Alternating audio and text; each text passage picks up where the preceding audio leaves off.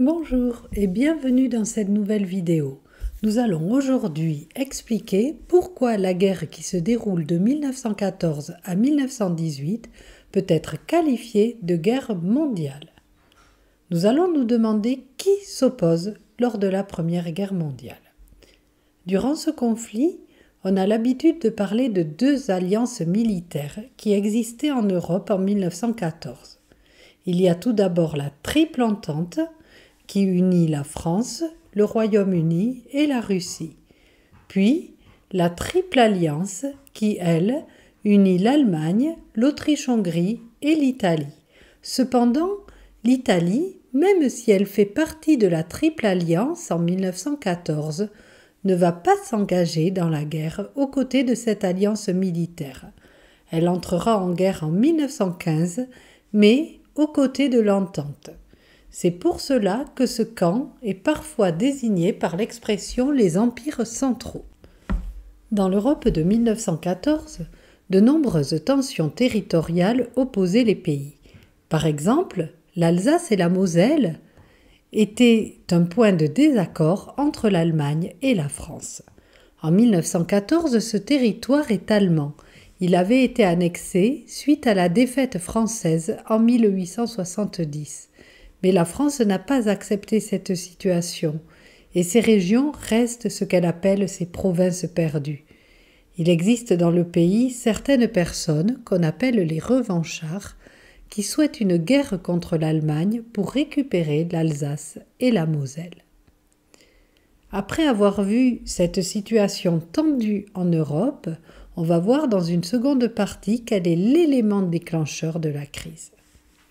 Le 28 juin 1914 se déroule l'attentat de Sarajevo. Sarajevo est une ville de Bosnie. La Bosnie est une région qui a été conquise en 1911, c'est-à-dire juste 3 ans avant le début de la guerre, par l'Empire d'Autriche-Hongrie. Et de nombreux habitants de cette région ont assez mal vécu cette conquête. Le 28 juin 1914, c'est François-Ferdinand de Habsbourg, qui était l'héritier du trône d'Autriche-Hongrie, qui est tué, ainsi que sa femme. L'auteur de l'attentat est Gavrilo Princip, un nationaliste. Il était originaire de Serbie, qui est un pays limitrophe de la Bosnie, et il s'était procuré son arme en Serbie. Or, la Serbie avait signé une alliance avec la Russie, et la Russie, elle, est un membre de la Triple Entente. Donc, par le jeu des alliances, toute l'Europe entre en guerre durant l'été 1914. À ce stade, tout se passe en Europe. Alors, pourquoi dit-on que cette guerre est une guerre mondiale ? C'est ce que nous allons voir dans cette troisième partie.